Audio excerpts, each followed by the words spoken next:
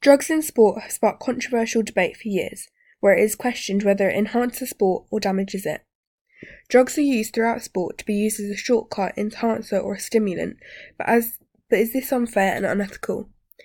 Drugs may increase entertainment and excitement, such as when Marion Jones, an American sprinter who won 5 medals at the Sydney Olympic, whose races were exciting but she had an unfair advantage over her competitors, as she admitted that she had taken steroids.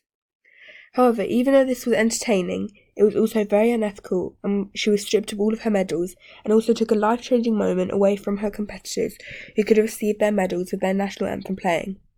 But can drugs not only make sport more entertaining with high performance levels, but also make sport safer, as athletes won't have to go through drastic measures to make sure that they don't get caught, such as using diuretics to flush drugs out of their system?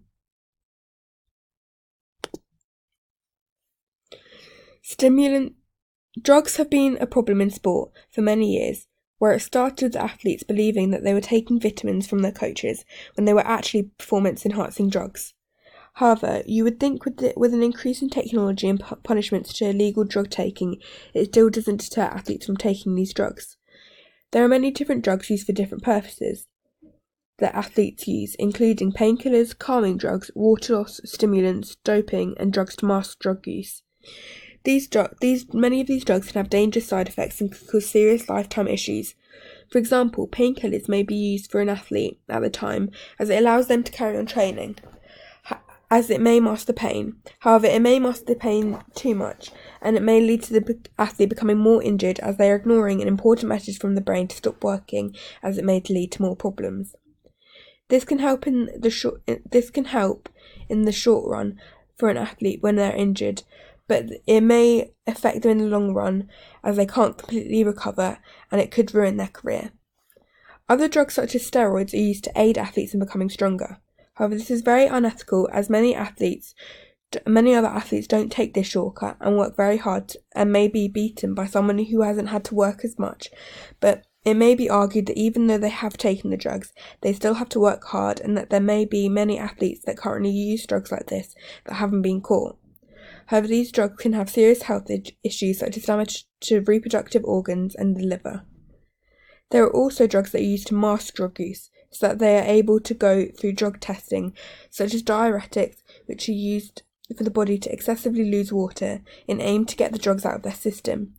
This means that they are less likely to get caught taking a drug that is illegal when doing drug testing. Diuretics are also used for water loss. For example, if a lightweight boxer needs to fit into their weight class, they will make a weight cut, and they will do this by getting out as much excess water as possible. However, this can be a very uncomfortable process where the athlete may have to sweat and not drink any water. A shortcut and easier way for them to do this is by taking diuretics, which dehydrate the body, which in turn makes the athlete weigh less. Currently, most drugs that are known are prohibited by associations such as the World Anti-Doping Agency, that has a no-tolerance for drug policy. However, can drugs be good? If drugs were to be legal, then it could not only make matches and events more entertaining, but will also make it safer, as athletes won't have to be so secretive about drug use, so we'll be able to take them in safer ways.